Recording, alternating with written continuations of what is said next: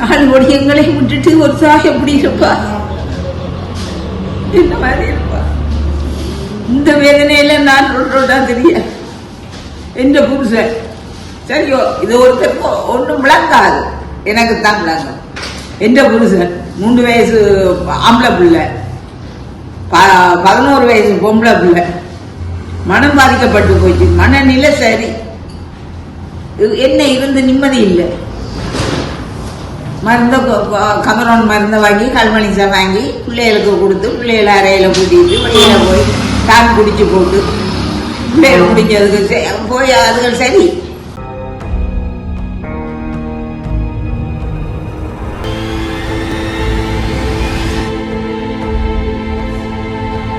ජය භීම් නමෝ බුද්ධාය. මේ කතාවේදී මේ දෙමළෙන් මේ අම්මා කියන කතාව මම ඔයගොල්ලන්ට සිංහලෙන් කියන්න ඕනේ කියලා හිතුණා මට. මොකද මේ වගේ මේ දුක මානුඩය මිනිසුන්ට දරාගන්න පුළුවන් ප්‍රමාණයක් තියෙනවා දුක. මේ දුක නම් මම හිතන්නේ අපි ඔයගොල්ලන්ට වෙලා තිබුණොත් ඒක දරාගන්න අපිට පුළුවන්ද කියලා. ඒ කියන්නේ මේ අම්මගේ ළමයි 8 දෙනෙක් මේ අම්මට, පිරිමි ළමයි 6 දෙනෙකුයි ගැහැණු ළමයි දෙන්නෙක් එක්ක මෙයා යාපනයේ ජීවත් වෙච්ච කාලේ 1991 දී මෙයාගේ පිරිමි ළමයි 4 දෙනෙක්ව කොටි සංවිධානයෙන් අත්අඩංගුවට අරන් තියනවා. ඒ කියන්නේ එක දවසෙන් අත්අඩංගුවට ගන්නවා කියන්නේ 90 91 92 ඉන්දියානු හමුදාව 89 ගියයින් පස්සේ මේ පළාතේ ඔක්කොම LDT පාලන යටතේ තමයි තිබුණේ. ඒගොල්ලෝ මේ ආණ්ඩුවක් කරා කියලා ඒගොල්ලෝ කියන්නේ. ඔව් ආණ්ඩුවක් කරා ඒගොල්ලෝ. හරිද? ඒ කියන්නේ මැර ආණ්ඩුවක් කරපු කාලේ මේ අම්මගේ පිරිමි ළමයි 4 දෙනෙක්ව අත්අඩංගුවට අරගෙන පෑරගෙන ගිහිල්ලා මේගොල්ලෝන්ගේ ඒ කාලේ LDT කඳවුරක් තිබුණා, වදකාකාරයක් තිබුණා මුල්ලතිව් දිස්ත්‍රික් වල තුනුක්කායි කියන ප්‍රදේශවල. more than 4,000-5,000කට වැඩිය දෙමළ, මුස්ලිම්, සිංහල යුද්ධදී අවුවෙන හමුදාව පොලිසිය අය, දෙමළ අය, තමන්ට විරුද්ධව ලියන අය, කතා කියන අය, අදහස් ප්‍රකාශ කරන අය, ඔය වගේ විවිධ විදියට මිනිසුන්ව පැරගෙන අත්අඩංගුවට අරගෙන ගිහිල්ලා තුනුක්කායි වල තියලා තමයි ඒ කාලේ මේ මරන්නේ. ඒ කියන්නේ වද දීලා මරනවා. ඉතින් ඒ තුනුක්කායි අරගෙන ගියායින් පස්සේ මේ අම්මායි එයාගේ ස්වාමි පුරුෂයා හස්බන්ඩ්ුයි යාපනයේ තිබිච්ච LDT කඳවුර හැම එකටම ඒගොල්ලෝ හැමදාම තමන්ගේ ළමයි 4 දෙනාම හොයාගෙන එයාගේ වචන වලින් කියනවා නම් එයා එදා පයින් ගිය නැති තැනක් නැහැ. LDT කඳවුර හැම එකටම පයින් ගිහිල්ලා තියෙනවා. අද මෙයාට ඇවිදින්නත් බැරුව කකුල් දෙක පන නැතුව ගිහිල්ලා දැන් ජීවත් වෙන්නේ. එතකොට එයා ළමයින් හොයාගෙන හිටපු කාල සීමාවේදී ඊට පස්සේ වෙන මේ වෙච්ච දේ තමයි ඊට වැඩිය කේතවාචකයක්. ඒ කියන්නේ අම්මා මිනිහායි ළමයින් හොයාගෙන ඉන්න කාලේ මෙයාගේ ස්වාමි පුරුෂයාට මානසිකව යාට ඒ ළමයි තමන්ගේ ළමයි 4 දෙනාම එකපාරටම නැතිවීම දරාගන්න බැරි දුකක්, දරාගන්න බෑ. ඉතින් ඒ කාලේ අපි දන්නවා කොටි අරගෙන ගියා නම් ඒක නැවත ඒගොල්ලෝ එයි කියන විශ්වාසය අපි අමතක නැවත එන්නේ නැහැ. කලාතුරකින් තමයි ඒක කොටි අරගෙන ගියා නම් ඉවරයි කියලා තමයි ඉතින් අපි හිතා ගන්න ඕනේ. එතකොට ඒ තාත්තා අවුරුද්දක් විතර ළමයි 4 දෙනාම හොයලා ඊට පස්සේ එයාට ඇතිවෙච්ච මානසික පීඩාවට දරා ගන්න බැරුව දවසක් කවුරුත් නැති වෙලාවේ ගෙදර හිටපු තව ළමයි දෙන්නෙක්, අවුරුදු 3ක ගෑනු පිරිමි ළමයෙකුයි අවුරුදු 11ක ගෑනු ළමයෙක්ටත් ඒ කාලේ යාපනයේ තිබුණා පොලිඩෝල් තමරෝන් කියලා මේ විෂ జాතියක් මේ ගම්වල ගොවිතැන් කරනකොට පාවිච්චි කරන විෂ බීජයක්. එතකොට ඒක බෝතලයක් අරගෙන ගල්බනිස් කියලා අපි කන කෑම జాතියක් තිබුණා. ඒ ගල්බනිස් වලට මේ පොලිඩෝන් දාලා ළමයි දෙන්නට දීලා එයාත් දීලා දිවිනසා ගත්තා. මැරුණා. එතකොට ළමයි දෙන්නත් මැරුණා. එයාත් මැරුණා. ඊට පස්සේ මේ අම්මා ඊට පස්සේ මේගොල්ලෝ ඇවිල්ලා බලනකොට 3 දෙනාම මැරලා ගෙදර.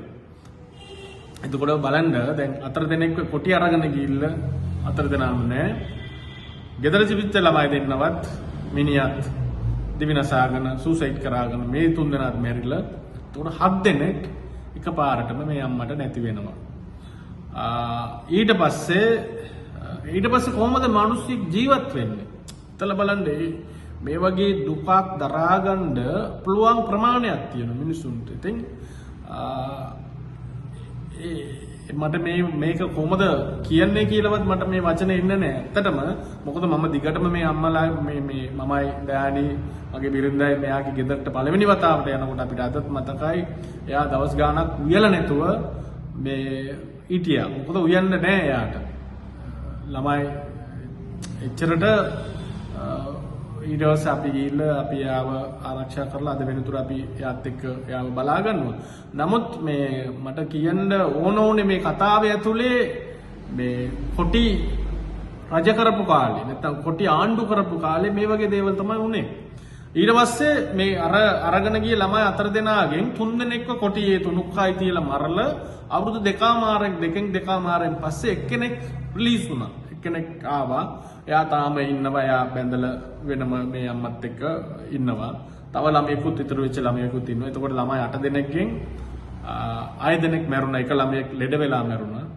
තුනුක්කයි වල කොටි අරගෙන ගිහලා 3 දෙනෙක්ව මැරුණා. දෙන්නෙක්ට විෂ දීලා ස්වාමි පුරුෂයා සුසයිඩ් කරාගත්තා. එතකොට ඒ තුනයි ගෙදර තුනයි 6 දෙනෙක් නැතු වුණා. දෙන්නෙක් ඉතුරු වෙලා ඉන්නවා. එතකොට මේව තමයි කොටි කරේ. විමුක්තිය අරන් දෙනවා කියලා දෙමළ ජනතාවට. එතකොට මේ 4 දෙනාව අත්තරංගුවට ගත්තේ අයි කියලා මේ ඔයගොල්ලෝ සමහර විට හිතන්න පුළුවන් ඇයි LTT අරගෙන ගියේ කියලා. LTT මිනිස්සු ඒ කාලේ අරගෙන යන්න කිසිම හේතුවක් තියන්න ඕනේ නැහැ. මොනාරි සැකක් ආවොත් මොනාරි ඒගොල්ලොන්ට ඉතුණුත් මොනාරි පෞද්ගලික ප්‍රශ්නයක් තිබුණොත් ඒගොල්ලෝ අරන් යනවා. මේ 3 දෙනා 4 දෙනාව අරගෙන ගියේ මේගොල්ලෝ LTT විරුද්ධ අයට ඒ අනිත් ආයුධ මේවත් එක්ක සම්බන්ධ වෙලා හිටියා කියලා තමයි LTT කිව්වේ. කෙසේ වෙතත් මේ වගේ දුක මේ වගේ දේවල් අද වෙනතුරු මේ සමාජය තුළ කතා කරන්න බෑ. මේ අම්මගේ මම මේ මුණ වාල මේක පෙන්වන්න හේතුවම මේක කිව්වයින් පස්සේ මේ අම්මාවත් මරන්න උත්සාහ කරන අයත් මේ දෙමළ සමාජය තුළ ඉන්නවා. කොටි ඉන්නවා. ඒක අර ඔය පිට රටවල එක රටවල ඉන්න කොටි තාමත් මේ වගේ දුක් වෙච්ච ජනතාවගේ කතා එළියට එන්න දෙන්නේ නැති වාතාවරණය තමයි දෙමළ සමාජය තුළ ඉන්නේ. අපි මේ ගැන මට මේක මේ වගේ කතාව මේ වගේ දේවල් අනන්ත අප්‍රමාණ අපි ඩොකියුමන්ට් කරාගෙන ඉන්නවා. අපි ඉදිරියේත් මේ වගේ දේවල් එළියට අපි එළිදරව් කරන්න ඕනේ කියලා බලාපොරොත්තු වෙනවා. නමුත් මම මේ දෙමළ සමාජයට මේ සිංහල සමාජය සිංහල ජනතාවට කියන්න කැමැති මේ කොටි දෙමළ මිනිස්සුන්ගේ විමුක්තිය වෙනුවෙන් නෙමෙයි සටන් කරේ. කොටි සටන් කරේ Tamanට බලයක් මර බලයක් අදාගන්න. ඉතින් මේ වගේ මිනිස්සු එළියට ඇවිල්ලා කතා කරන දහස් ගණන් ඉන්නවා. කතා කරන එක දවසින් මේ කොටි ගෙන තියෙන අදපු මේකක් තියෙනවා. හරිද? කොටින්ගේ කොටි හිතවාදියෝ අදපු මේකක් තියෙනවා. ඒක එක දවසින් පිපිරලා යනවා. අපි බලමු. බොහොම ස්තුතියි. 90ஆம் ஆண்டு இந்த 2 பிள்ளைகள் காணாம போனது. வேலைக்கு போறேன்னு போன பிள்ளைகள் 91ல் என்ற மூத்த மகன் காரோட போனவன். கார் நிற்கிது, பிள்ளை இல்லை. சரியோ, அதில் இன்னொரு மகன் வேலைக்கு லொரியில் போனவன் காணாமல் போயிட்டான். அவனை தேடி அவன் 4 பிள்ளைகளும் இல்லையண்டா ஒரு தாய் இருப்பாளா வீட்டில். அதே தாய் நடந்து இந்த இடம் பூரா நடையில நடந்து கண்ணீர் வடிச்சு என்ற உயிர் பிராணம் விட்டு 4 ஒடியங்களை விட்டுட்டு ஒரு தாய் எப்படி இருப்பா? என்ன மாதிரி இருப்பா? இந்த வேதனையில நான் ரோட்டா தெரிய என்ற புருஷன் சரியோ, இது ஒருத்தருக்கு ஒன்றும் விளங்காது, எனக்கு தான் விளங்கும். என்ற புருஷன் 3 வயசு ஆம்பளை பிள்ளை, 11 வயசு பொம்பளை பிள்ளை, மனம் பாதிக்கப்பட்டு போச்சு, மனநிலை சரி என்ன இருந்து நிம்மதி இல்லை. மருந்த கமரோன் மருந்தை வாங்கி கல்மணிசை வாங்கி பிள்ளைகளுக்கு கொடுத்து பிள்ளைகளை அறையில கூட்டிட்டு வெளியில போய் தான் குடிச்சு போட்டு பிள்ளைகள் குடிச்சதுக்கு போய் அதுகள் சரி போய் எல்லாம் அடுக்கி வச்சு போட்டு தான் கதவை இறுக்கி பூட்டிட்டு தானும் குடிச்சு. நான் இது சொல்ல இல்லை, ஒருத்தருக்கும் சொல்ல இல்லை, இது சொல்ல இல்லை. அவரும் செத்துட்டேன் கடிதத்தை எழுதி வச்சுட்டு. சரியோ கிடந்து வேதனா போட்டு செத்த விட்டுங்க, நான் இல்லை நான் எங்கேயோ கிடந்தால மோதி துன்பப்பட்டு இதுல இருக்கிற 2 வருஷத்துக்கு பிறகு வந்தேன். இவ்வளவு பிள்ளைகளே விளந்து என்ற மக்கள் வீட்டுல என்ற பிள்ளைகளையும் விளந்தேன். என்ற பிள்ளைகள் தேடி வச்ச பொருள் பண்ண சொத்து சுகம் அதை கூடி அனுபவிக்க இல்லை, அனுபவிப்பா அதுவும் இல்லை. அம்மா நடக்கக்கூடாது, அம்மா முன்னிட்டு அம்மா ஏற மாட்டேன்ற மூத்தவன் என்ன ஏற்றுவார். அந்த காரும் இல்லை, வீட்டுல உள்ள பொருள் பண்ண சொத்து ஒன்றுமே இல்லை. நான் தான் மிஞ்சினேன். நானும் ஆஸ்பத்திரிக்கு போயிருப்பேன். அவ ஒரு மனுஷி வீட்டுல கண்காணிக்கிற மனுஷி இருந்தபடி எனக்கு இந்த நிலையில இருக்கிறேன். அம்மா தன்னை புள்ள குட்டிகள் இல்லை, எனக்கு வந்து உதவி செய்யுங்கன்னு சொல்லி பாப நாக்கிற பணமாறாட்டம் எங்க எவ்வளவுன்றது தெரியாது. மணிக்கூட அடிச்ச மாதிரி அடிச்சு கொண்டிருக்கும்.